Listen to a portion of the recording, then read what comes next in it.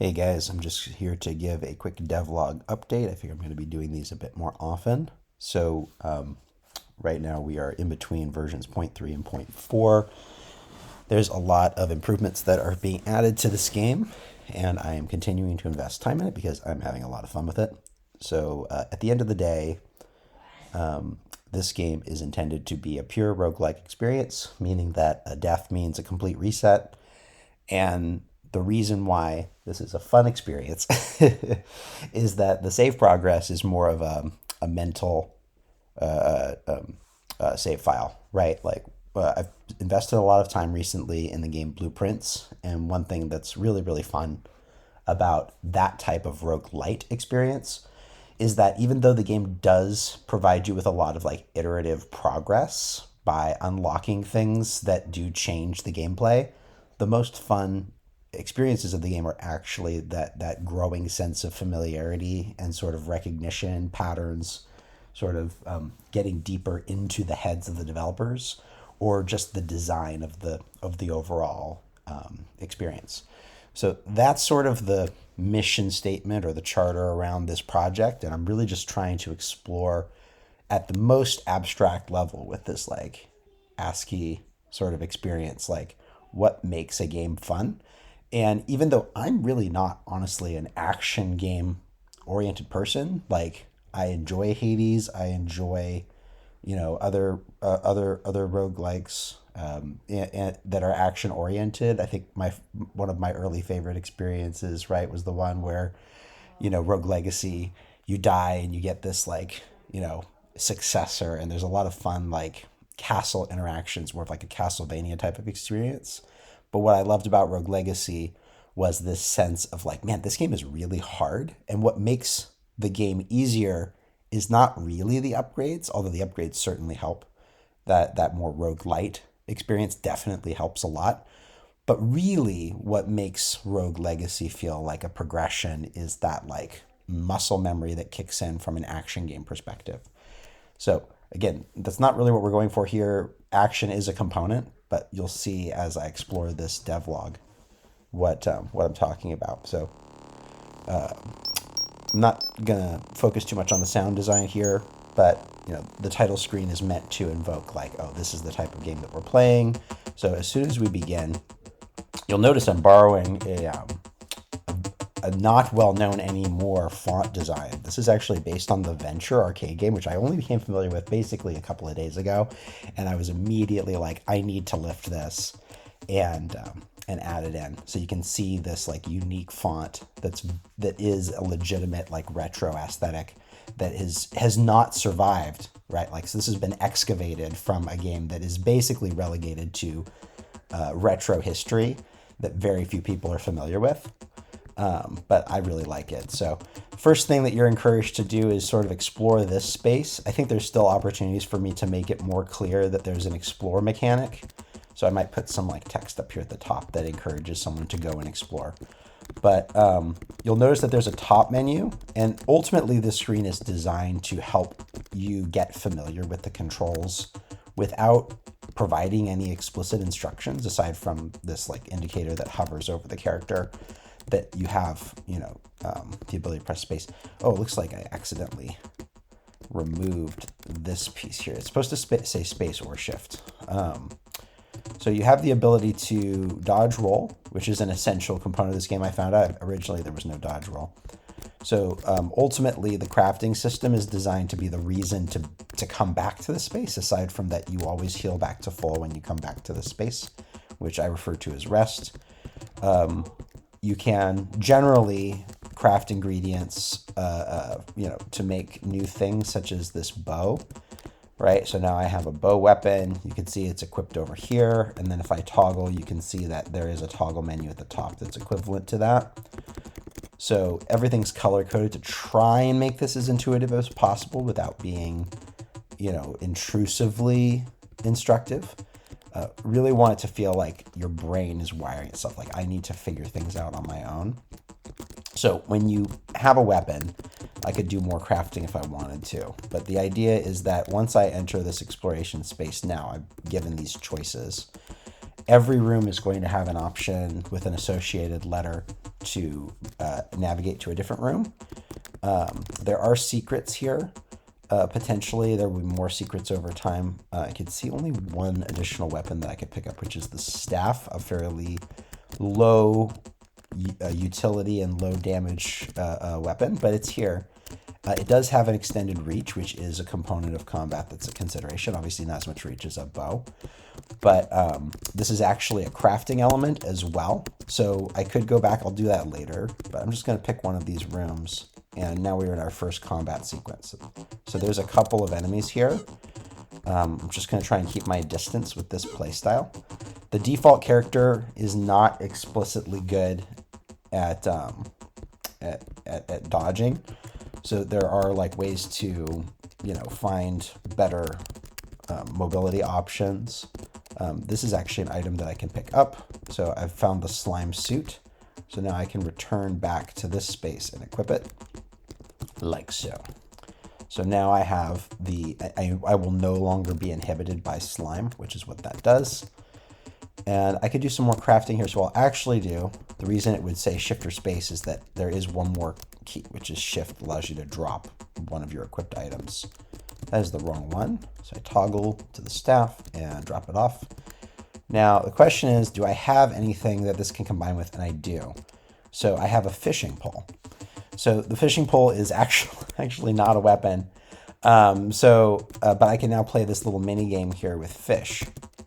So if I wanted to get more ingredients, this is a way to do so. I just have to wait for that little window. I missed it. It's a very brief window where I can fish. This is like a chill element to the game, which I just added on a whim because I think it's an interesting way of getting ingredients. I actually don't have a blade, so I actually can't cut open this fish and get the ingredients. So that was a mistake on my part. So I guess we'll have to go find one.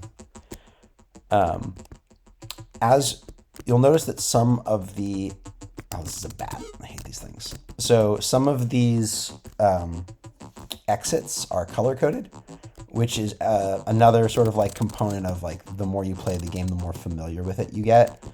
But the colors are meaningful. I chose a yellow path and I'm currently in a green space. So as I travel towards yellow, there's a progression system underneath the hood that's keeping track of where I'm going. And I haven't coded actually yellow thoroughly yet, but this guy fires bullets, so I have to make sure I dodge these. Okay. In retrospect, I think that character should probably fire. Okay, this guy's in the bushes. I can fire arrows into the bush, but it dramatically slows them down. So I'm going to lead. He can hear me and not see me. So I just need to get his attention and get him to come closer. And now he can see me. But slimes are the easiest character in the game to fight. They're more as a tutorial, but they do become more dangerous in numbers. If I'm using a bow, it can only fire on one enemy at a time. So I'm going to follow this final yellow path, and now we are in the yellow space, which has actually unique enemies, and I do see a blade that I can pick up, so I am going to get this. Blades can cut grass, so I can eliminate sort of these inhibiting factors. They can also potentially break open certain elements, like this rock. There's nothing in the rock. Okay, so we are in our first unique, so we did the fishing mini game. This one is a room that has a NPC in it. So it's telling me that it wants a gun, and if I give it a gun, then it will give me something in return. So this is a relatively new component of the game that I've added. It's only available in this specific room. The problem is I don't think I have the ingredients. Let me check my list here. I have hardly anything. So I actually don't have the ingredients to make a gun. And now I do. So let's... I got lucky. That's not a normal drop. So if I, first of all, where did my staff go? Oh, I made a fishing pole out of it. So I think I need to make a staff again. And then if I drop it here and add metal to it, shoot, I forgot my own recipe. I think I actually needed something else. Ah, darn. I think it's just stick and metal to make gun. Oh. Well, what can I make here? A flail. Ooh, well, I'll take a flail. Yeah. So when I'm in this area, I can actually just hold this down. And this might be a bit too OP at its current attack speed, but I have crafted a more powerful weapon. I will not probably be using the bow anymore. This is really great. So the game is, of course, designed to reward you for taking the time to craft by giving you much better weapons. I've played this game enough that I actually can kill pretty much anything as long as it's not an overwhelming environment. I can't get in here. But there is a really nice weapon right here, and I cannot get to it. In the top left, you'll see it says level 3. That's referring to the color room that I'm in. So if I actually took the time here to go back to a green exit, I immediately return to green. And, oh, it's this guy again. Sure, well, sorry, buddy. I don't have what you're looking for. So it says level 5. So it's keeping independent track of how difficult each of these lands, if you will, is getting. So here we go. We're back at the lake, and here we have a giant slime. So I could ignore that. I'm going to show you why that's a bad idea in a second.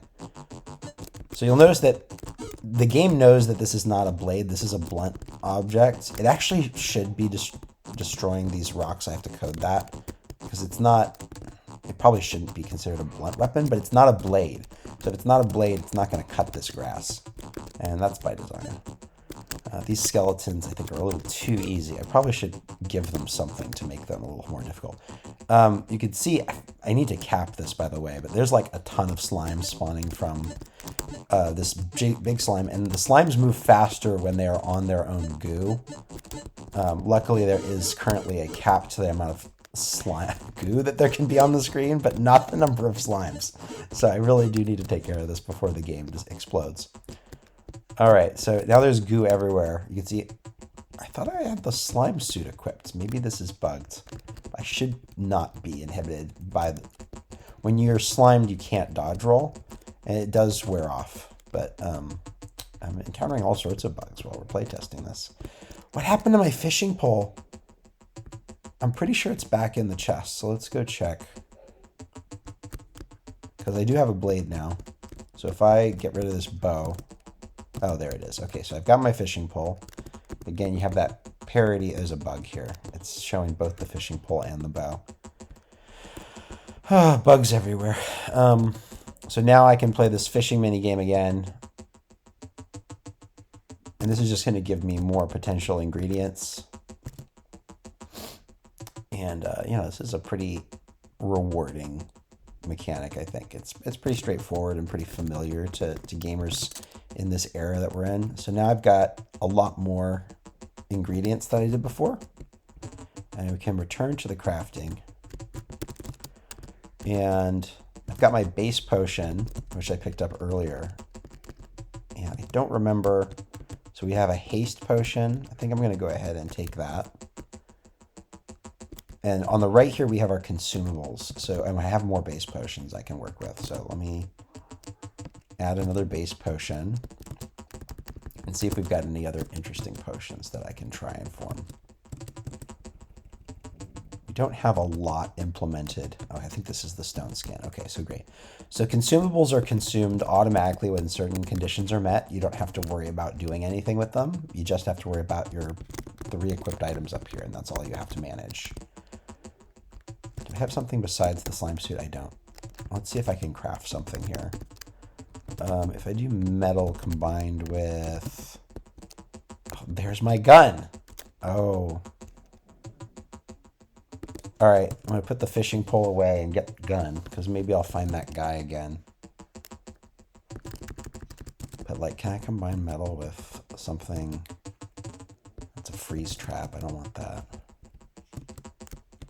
A bone axe is a great weapon. But what I'm really trying to do is get chainmail. I think it's metal and metal.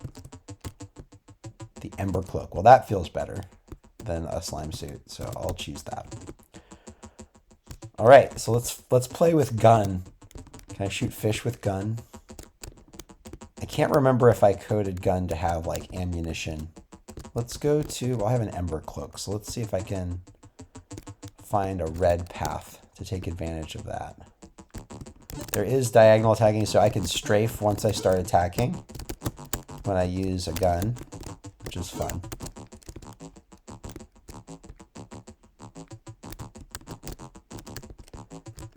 So obviously I'm very familiar with this game. What I said earlier is that like the point of this game is to ooh, there's a visual bug.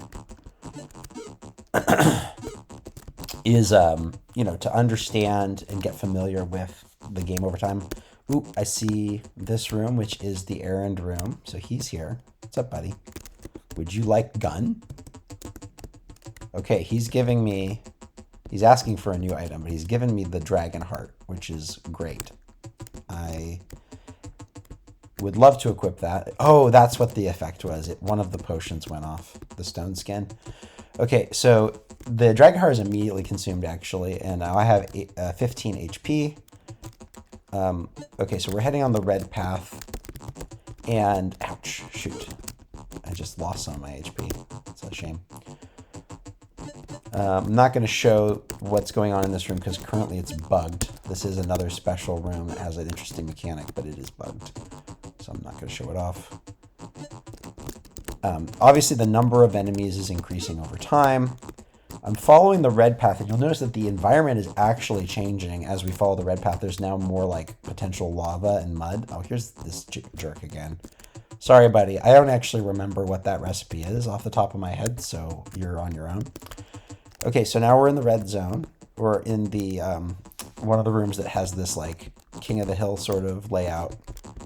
I'm gonna show off my blade prowess here. Let's go.